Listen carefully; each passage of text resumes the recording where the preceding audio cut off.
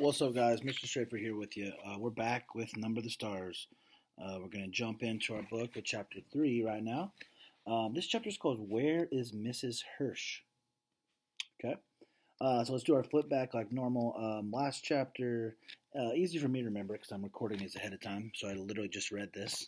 I know you might not be just have read it like I did. So I'm going to go back and flip back and look. It was called Who is the Man That Rides Past? And this chapter was basically all about the King of Denmark, which is King Christian, right? So it gave us some historical background, told us a little bit about how he used to ride his horse through the town, and that everybody said that they're his bodyguard, that he is like their leader.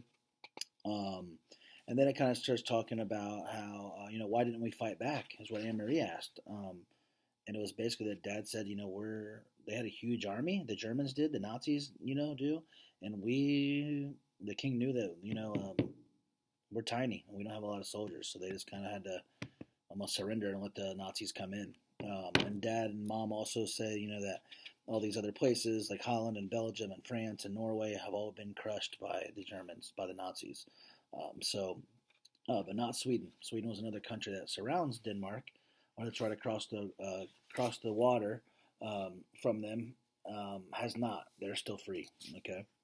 And it talks a little bit more about Peter Nelson. So that's the guy that brings Mama and Papa the Resistance newspaper.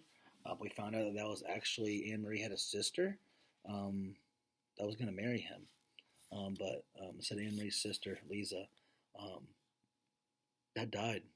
Um, we don't know how or why or what's up, but they told us that she's not there anymore.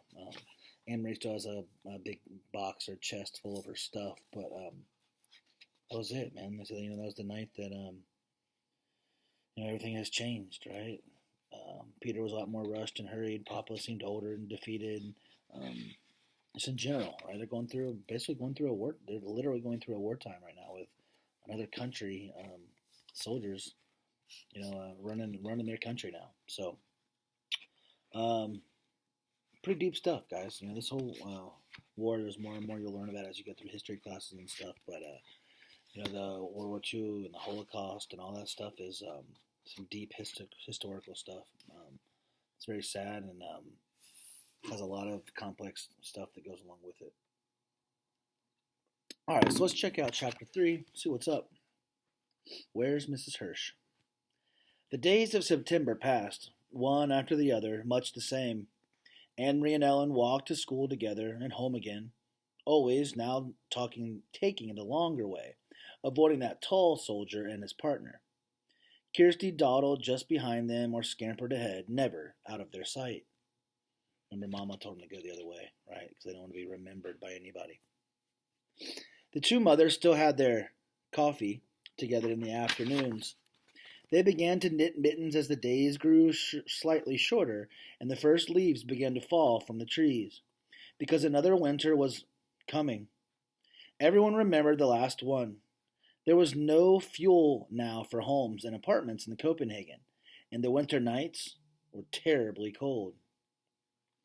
Like the other families in their building, the Johansons had opened the old chimney and installed a little stove to use for heat when they could find coal to burn. Mama used it too, sometimes for cooking, because electricity was rationed now. All right, so they have no fuel. So like right when you have heat in your house, you either have electricity or gas, right, that runs your heat. So they said they don't have any gas or any fuel, and now they said they have to build these like little fireplaces in their house because electricity was rationed. So rationed is the word. I'm gonna write this down so I remember to tell it to other people or the other class. Rationed is a word that means it's limited.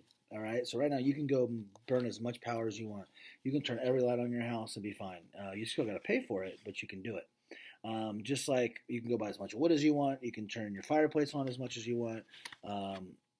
But ration means you have a limited amount. So you can go buy as much groceries as you want. You can do whatever you want to do. But in these times, there's another way that they're rationing all the people, meaning they can only have a little bit. It's kind of messed up if you think about it. So I want you to think about why would they do that, right? Why would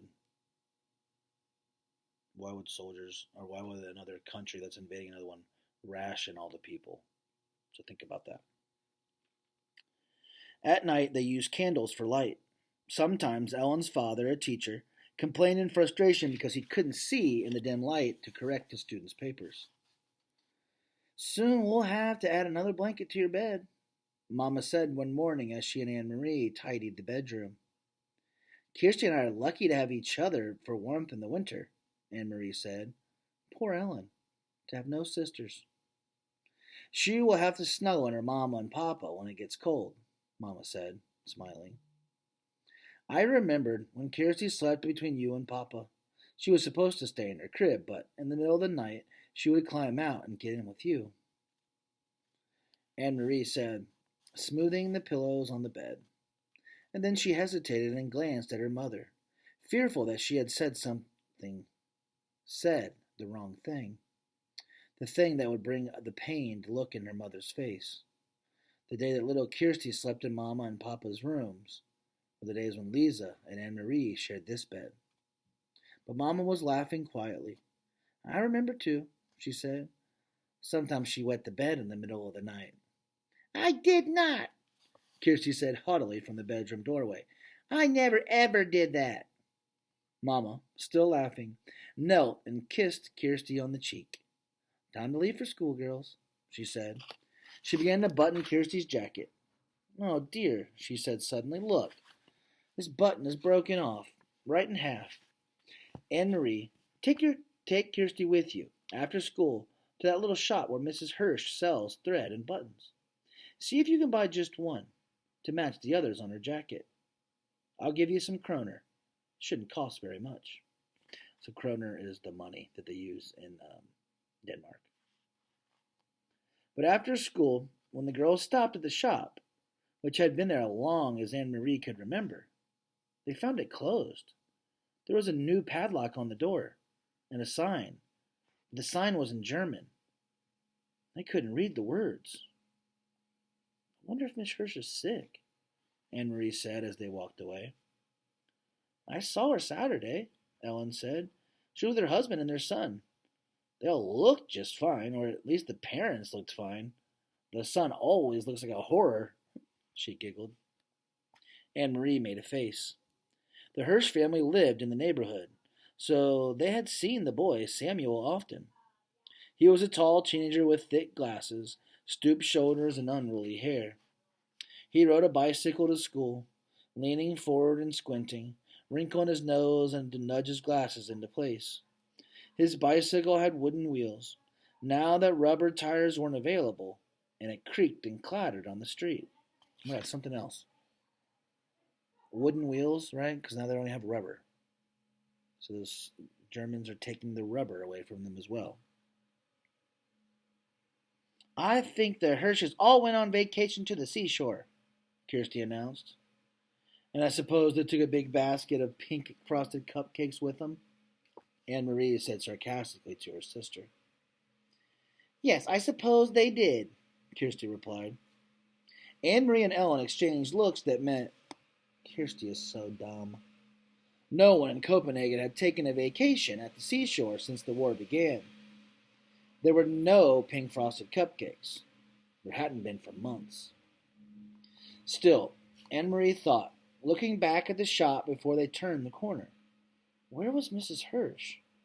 The Hirsch family had to have gone somewhere. Why else would they close the shop? Mama was troubled when she heard the news. Are you sure? She asked several times. We can find another button someplace, Anne Marie reassured her. Or we can take one from the bottom of the jacket and move it up. It won't show very much. But it didn't seem to be the jacket that worried Mama. Are you sure the sign was in German? She asked. Maybe you didn't look carefully. Mama, it had a swastika on it. Her mother turned away with a distracted look. Anne Marie, watch your sisters for a few moments and begin to peel those potatoes for dinner. I'll be right back. Okay, so do you know what a swastika is? It's like this symbol. I'll show you the symbol in a little bit. But that's a symbol of hate that I'll get to in a little bit. A swastika is a German Nazi symbol that they use. Where are you going? Anne Marie asked as her mother started out the door. I want to talk to Mrs. Rosen. Puzzled, Anne Marie watched her mother leave the apartment. She went to the kitchen and opened the door of the cupboard where the potatoes were kept. Every night now, it seemed, they had potatoes for dinner, and very little else. Anne Marie was almost asleep when there was a light knock on the bedroom door. Candlelight appeared as the door opened, and her mother stepped in. And real quick, see how there's a big space right here? They do that because that means like time is like passed, right? So it went from before dinner, now all of a sudden she's asleep in bed, right? So that's why the author does that. Are you asleep, Anne Marie? No, why? Is something wrong? Nothing's wrong, but I'd like you to get up and come out in the living room. Peter's here. Papa and I want to talk to you. Anne Marie jumped out of bed, and Kirsty grunted in her sleep. Peter! She hadn't seen him in a long time. There was something frightening about his being here at night. Copenhagen had a curfew, and no citizens were allowed out after 8 o'clock.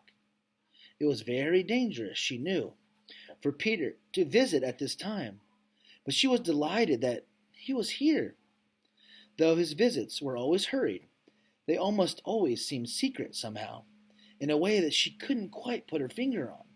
Still, it was a treat to see Peter. It brought back memories of happier times, and her parents loved Peter too. They said he was like a son. Barefoot, she ran to the living room and into Peter's arms. He grinned, kissed her cheek, and ruffled her long hair.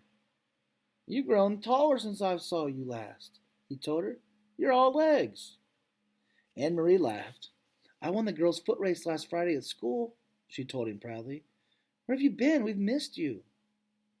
My work takes me all over, Peter explained. Look, I brought you something. One for Kirsty, too.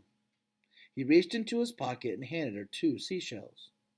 Anne Marie put the smaller one on the table to save it for her sister. She held in the other hand her hands. She held the other in her hands, turning it in the light, looking at the rigid, pearly surface. It was so like Peter, to bring in just the right gift. For Mama and Papa, I brought something more practical. 2 bottles of beer. Mama and Papa smiled and raised their glasses. Papa took a sip and wiped them from their foam on the upper lip. Then his face became more serious. Anne Marie, he said, Peter tells us that the Germans have issued orders closing many stores run by Jews. Jews? Anne Marie repeated. Is Miss Hirsch Jewish? Is that why the button shop's closed? Why have they done that? Peter leaned forward. It's their way of tormenting. For some reason, they want to torment Jewish people. It has happened in other countries. They have taken their time here, have let us relax a little, but now it seems to be starting. But why the button shop? What harm is a button shop? Mrs. Hirsch is such a nice lady. Even Samuel, he's a dope, but he would never harm anyone. How could he? He can't even see in those thick glasses. Then Anne Marie thought of something else. If they can't sell their buttons, how will they earn a living? Friends will take care of them, Mama said gently. That's what friends do. All right, so this is the whole point of this war, right? And if you didn't know this before about the war, like the Nazis are trying to blame the Jews for everything. They're trying to take over, right? And then blame the Jews and torment them in any way they can. Anne Marie nodded. Mama was right, of course. Friends and neighbors would go to the home of the Hirsch family, would take them fish and potatoes and bread and herbs for making tea. Maybe Peter would even take them beer. They would be comfortable until their shop was allowed to open again. Then suddenly, she sat upright and her eyes wide. Mama, she said. Papa, the Rosens are Jewish too. Remember, that's Ellen, her best friend. That's her family. Her parents nodded, their faces serious and drawn. I talked to Sophie Rosen this afternoon after you told me about the button shop, Mama said. She knows what's happening. She doesn't think it will affect them. Anne Marie thought and understood. She relaxed. Mr. Rosen doesn't have a shop. He's a teacher. They can't close the whole school. She looked at Peter with a question in her eyes. Can they? I think the Rosens will be all right, he said. You keep an eye on your friend Ellen and stay away from the soldiers. Your mother told me about what happened on Oster Brigade. Anne Marie shrugged. She'd almost forgotten the incident. It was nothing. They're only bored and looking for someone to talk to, I think. She turned to her father. Papa, do you remember what you heard the boy say to the soldier? That all of Denmark would be the king's bodyguard? Her father smiled. I've never forgotten it, he said. Well, Anne Marie said slowly, now that I think of all of Denmark, must be the bodyguard for the Jews as well. So we shall be, Papa replied. Peter stood. I must go, he said. And you, Longlegs, it's way past your bedtime now. He hugged Anne Marie again. Later, once more in her bed beside the warm cocoon of her sister, Anne Marie remembered how her father had said, 3 years before, that he would die to protect the king, that her mother would too, and Anne Marie, 7 years old, had announced proudly that she would also. Now she was 10, with long legs and no more silly dreams of pink frosted cupcakes. And now she and all the Danes were to be bodyguards for Ellen and Ellen's parents and all of Denmark's Jews. Would she die to protect them? Truly, Anne Marie was honest enough to admit, there in the darkness, to herself, she wasn't sure. For a moment she felt frightened, but she pulled the blanket up higher around her neck and relaxed. It was all imaginary anyway, not real. It was only in the fairy tales that people were called upon to be so brave, to die for one another. Not in real life. Denmark? Oh, there were the soldiers, that was true, and the courageous resistance leaders, who sometimes lost their lives. That was true too. But ordinary people like the Rosens and the Johansons, Anne Marie admitted to herself, snuggling there in the quiet dark, that she was glad to be an ordinary person who would never be called upon for courage. That last part might be setting us up for something.